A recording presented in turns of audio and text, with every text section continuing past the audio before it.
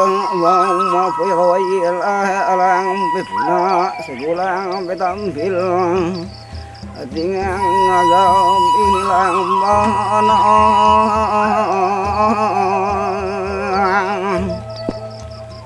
teliti itu berdamai mensait panjai tanya untai makapamanyai adali tempat saya bertanam dagingan kadat tungkat bumi siapa manusia temulanya bi kemauan muyah tidak halang nabi kena mensait berhiratnya kenal kalap dengan ketuhan kelemahan tat ini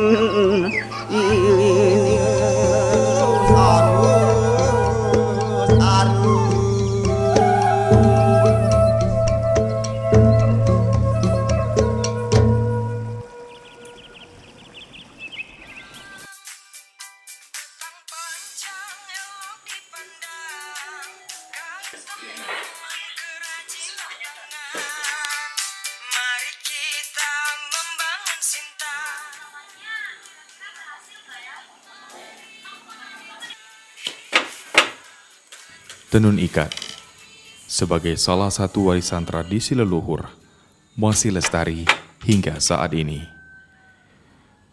Produk budaya masyarakat suku pedalaman Sintang di Kalimantan Barat. Menurut penuturan warga setempat, keberadaan tenun ikat di Rubah Betang Ensaid Panjang terancam punah karena berbagai faktor.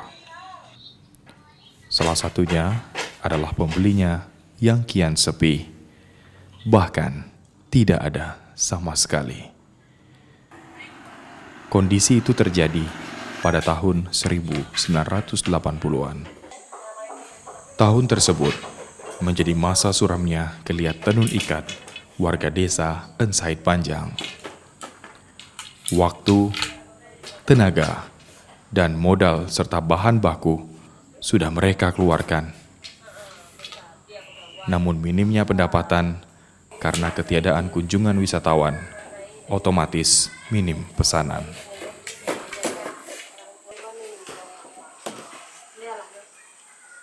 Satu demi satu, perempuan pewaris tradisi itu akhirnya berhenti untuk menenun.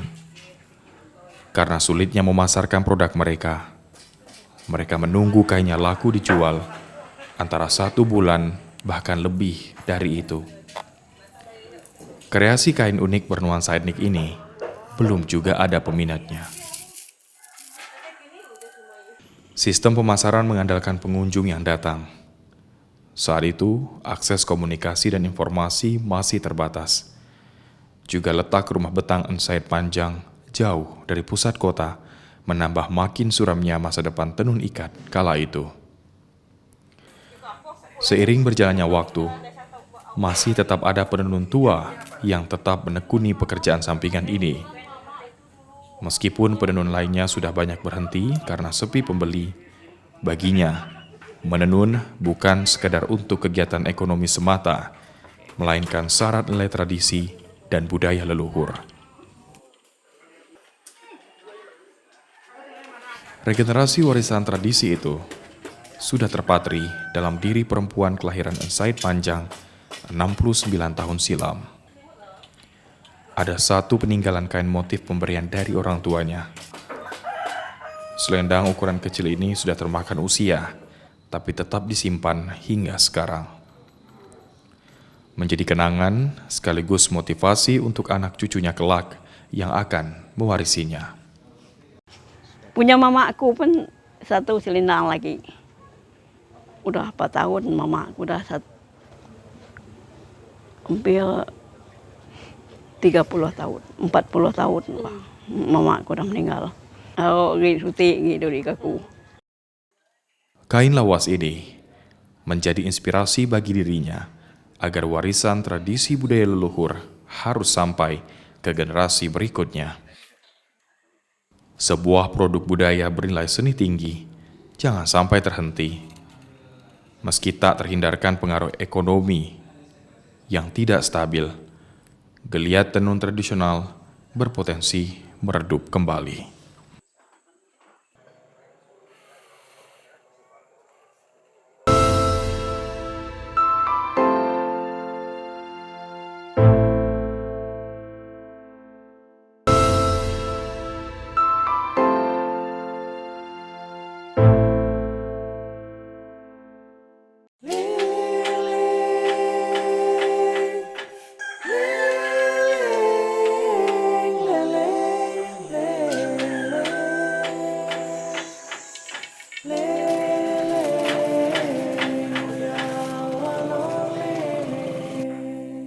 Jumlah penenun di rumah Betang Ensaid panjang. Terdapat puluhan pengrajin dengan rata-rata usianya di atas 45 tahun.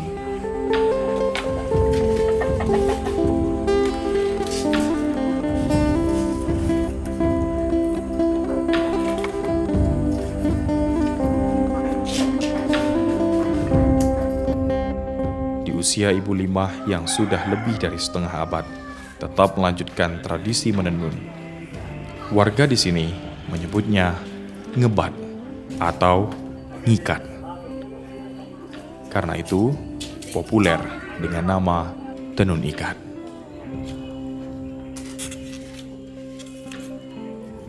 Perajin tenun ikat dengan usia 60 tahun ke atas ini benar-benar totalitas melakukan pekerjaan ngebat setiap hari karena sudah tidak lagi turun beladang. Narai si putih kung aja. Tanya mari ya. Aku dari Kulu Kili ni kuma tamay kebana.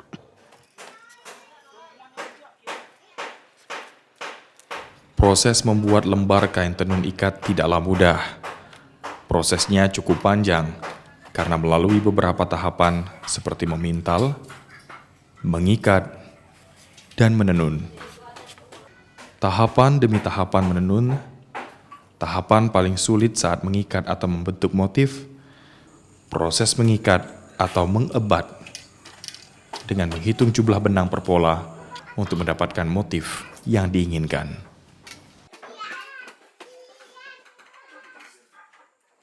Kalau di tamay katoy kuma ngajaya ya.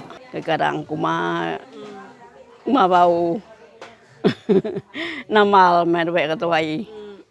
Tapi aku mantang na. Kalau benang kapai itu lamat kau.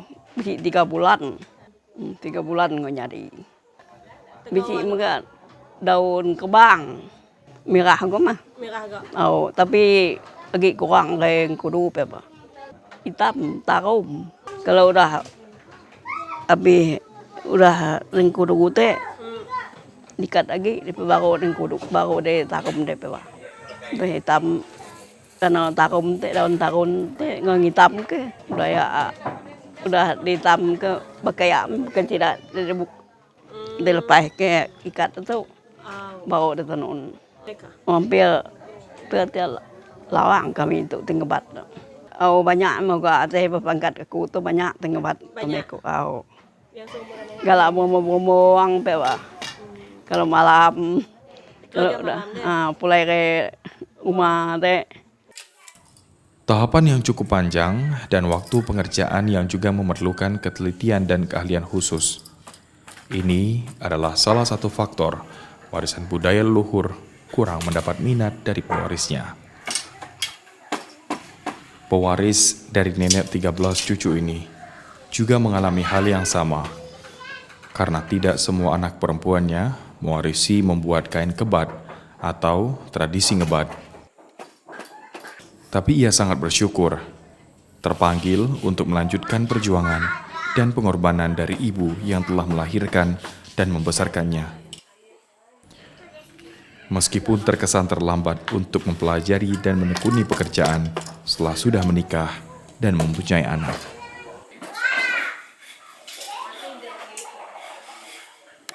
Dulu sebenarnya mama udah pernah nyuruh belajar, tapi sayanya yang nggak mau. Pusing nengoknya. Ini hitungannya ini hitungannya ini, macam-macam lah. Prosesnya banyak. Kalau pas pewarnaan tangannya jelek, kotor lah. Kebiasaan dari leluhur dulu juga yang harus kita pertahankan. Terus dari segi ekonominya juga bisa menambah penghasilan ekonomi keluarga juga. Anak kelima dari Ibu Limah ini menjadi satu-satunya pewaris ngebat dari 4 saudara perempuan lainnya. Ia berkomitmen akan terus melanjutkan perjuangan orang tuanya serta leluhurnya. Semua peralatan tenun miliknya juga dari peninggalan leluhurnya. Semua peralatan yang dipakai sekarang, usianya sudah ratusan tahun, masih layak untuk digunakan karena menggunakan bahan kayu ulin atau kayu belian.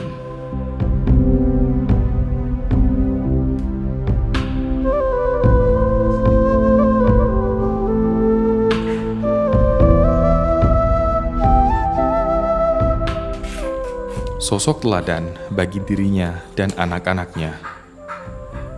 Ia juga sang guru tenun kehidupan yang memberikan banyak edukasi dan menginspirasi. Meskipun tidak pernah mengenyam bangku sekolah, jiwa edukatifnya sudah muncul sejak remaja. Ibunya tidak membedakan dalam memberikan ilmu, pengetahuan, dan pengalaman tentang dunia tenun klasik. Semua orang diajarinya. Bahkan tidak hanya mengajarkan bagaimana tekniknya, juga memberikan pemahaman tentang arti dan makna simbolik di balik gambar motif yang dibuat. Kalau saya tetap masih mempertahankan alat-alat tradisional ini karena dengan alat-alat ini kita tahu motifnya bagus, rapi, dia walaupun lama prosesnya.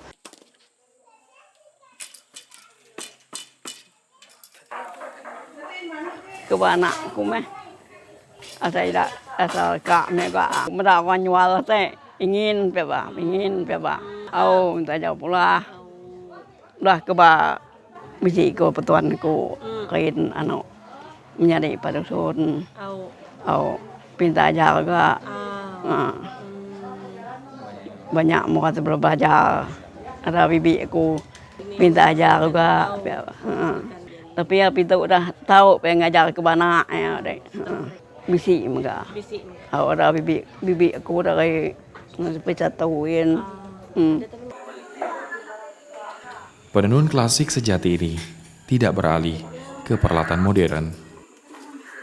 Meskipun sudah mendapatkan atensi modernisasi tenun klasik tersebut, namun baginya menghasilkan kain tenun yang siap untuk aneka bahan pakaian bukan sekedar prosesnya yang lebih cepat dibandingkan alat klasik, melainkan kualitas kain yang dihasilkan nantinya juga berbeda. Selain kain yang dihasilkan lebih halus dari menggunakan peralatan modern, teknik ini mempertahankan keaslian sebagai warisan budaya leluhur. Udah ada anakku udah. Karena buahnya carut-carut kukusut bawah. Kalau ngemesin tuh. Jadi kalau ngetangan tuh agak lumayan lah. Nggak ngau lagi. Keahlian menenun dengan cara tradisional terus ditularkan kepada generasi berikutnya. Ia tidak ingin kegiatan menenun tinggal kenangan dan cerita. Ia membuka diri, mengajarkan kepada siapa saja, terutama warga di rumah betang semua usia. Diajarkan teknik membuat kain tenun ikat. Ia tunjukkan dengan terus melakukan kegiatan menenun tanpa bergantung dengan adanya pesanan atau tidak. Siapapun yang datang kepadanya diajarkan bagaimana teknik menenun yang baik.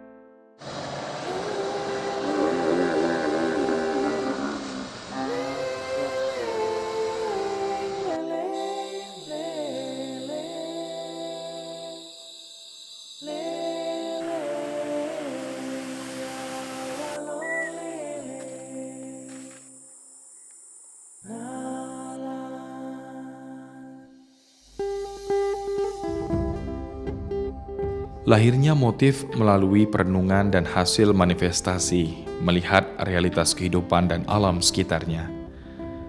Apa yang ada dalam pikiran penenun tua ini misalnya, meskipun hanya belajar dari pengalaman, terhadap apa yang dilihat dan dirasakan, serta secara spontanitas, dari dirinya, lahir puluhan, bahkan ratusan motif dari hasil perenungannya. Motif dibuat dengan cara mengikat-ikat benang untuk membentuk pola gambar tertentu. Motif inilah yang membuat kain tenun Sintang sangat unik dan menarik. Corak teknik kedaerahan yang sangat kuat dan khas menggambarkan kehidupan dan kepercayaan masyarakat Dayak. Proses menciptakan kain tenun ini juga tidak sembarangan. Dalam sejarahnya sudah merupakan tradisi dari leluhur masyarakat suku Dayak. Dahulu sebelum membuat kain tenun dilakukan ritual-ritual tertentu, bertujuan agar hasilnya memuaskan.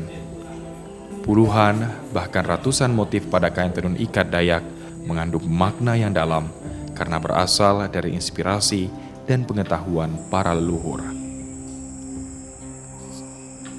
Di dalam motif itu tersirat petuah, pantangan, dan semangat dalam kehidupan masyarakat Dayak. Dari beragam motif yang ada dan umumnya motif kain tenun ikat Dayak Sintang dikategorikan dalam motif sakral dan motif tua atau tuai. Motif sakral adalah motif-motif seperti rabing atau reptil dan manusia yang hanya dibuat oleh penenun usia lanjut dan sudah memiliki pengalaman dalam membuat banyak motif. Bahkan untuk motif ini juga ada yang mempercayai dilarang untuk diproduksi atau pantang larang.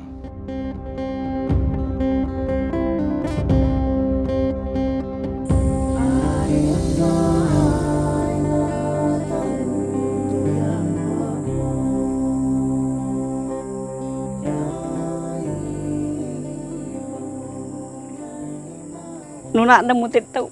Nuna na toy mlia apa ba? Buah gambar no. Kami itu bukan ini buaya. Oh. Bisi gambar buaya. Anu kau. Bisi betuan aku di tu. Mulah mutit ya apa? Nanti lamat engkau mati. Mali mening. Malim ya. Kami itu saat ini tahu mulah ya kan orang. Tahu mereka tu kau buang tahu kita tahu mulah ha. Kita tak mulah. Pokok kita bisa tahu nuna yang ngenarai namanya. Cuma satu motif yang mama tidak mau ajarkan dengan saya, yang motif ular itu tadi. Karena itu kata dia tidak bisa, makanya saya pun tidak kepengen belajar. Kalau manusia udah pernah saya buat. Sedangkan motif tua merupakan motif-motif yang diajarkan sejak zaman nenek moyang. Di antaranya motif sandung, merinjam, ruit, aor atau bambu, lingku, serpang, dan bunga, serta masih banyak lagi yang lainnya. Tu tiang mai kebuat tu kan di mai tapi tu nai di mai. Tiang rumah ngom lia. Kalau tu sanawang ngom lia kena bunuh ngamun suah ba. Beri kai sanawang pe ba.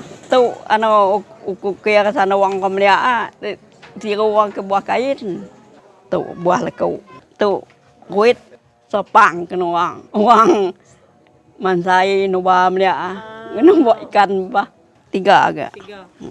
Tetap dilestarikan, motif yang tua terus dikerjakan, terus motif yang baru tuh kita kembangkan juga. Enggak lama, 1 hari bisa selesai. Mudah, kita tinggal kayak orang melukis tuh kan. Berarti dah masuk dalam pikiran kita, oh ini arahannya, ini hitungannya sekian, ini sekian, kalau yang seperti ini sekian hitungannya, udah saya itu semua.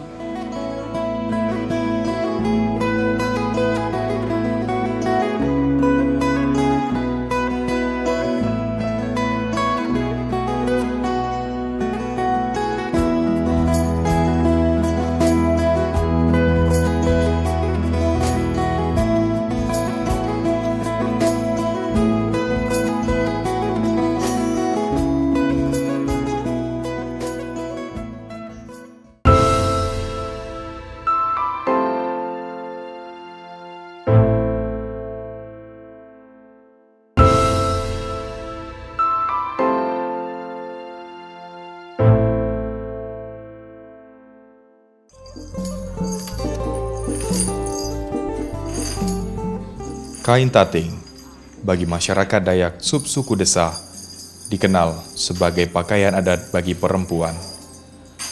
Tating adalah hiasan yang berjuntai di kain tenun atau kain bulus. Peruntukannya untuk mempercantik tampilan kain.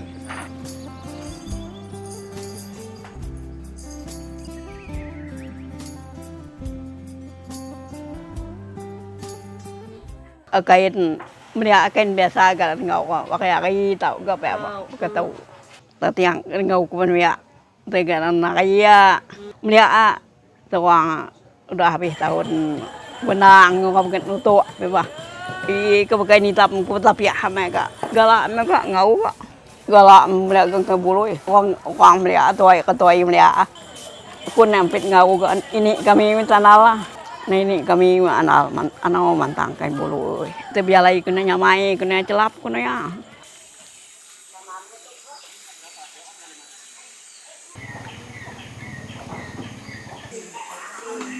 Tenun ikat atau ngebat memberikan rasa bangga dan senang karena mereka dapat meneruskan tradisi nenek moyang sekaligus mendapatkan penghasilan tambahan untuk mencukupi kebutuhan rumah tangga dan pendidikan anak. Ngebat adalah gambaran dan ekspresi manusia Dayak dalam kehidupan. Identitas kebudayaan lokal memperkaya budaya Nusantara. Jangan biarkan putus di tengah jalan karena tergerus perubahan zaman. Terus produksi tidak melupakan proteksi dan edukasi dari generasi ke generasi. Kepengen terus sampai selamanya, sampai ke anak cucu nanti juga harus ada yang bisa seperti saya dan mama gitu. Memberikan pelajaran atau pekerjaan ini kepada generasi penerus seperti segala ponak-ponakan saya diajarin supaya tenun ini enggak punah gitu. Lagi orang lain pun tahu menyentuh apalagi mana aku. Tahu nama ke anak bawa orang sama banyak lanjut ya bah. Kebawa orang lain. Itu kan nama dia. Kita dengan kita kenal kemuatan asiri itu kita mereka utap kita lalap kita isi laman kita membangun pengerat kita nada ya giu demian pengkawat no bukan nama degeri kena sampai kita nyuntai ke banyak tali kita ke kamu kita nengabu ke siku degeri itu kita mereka mulah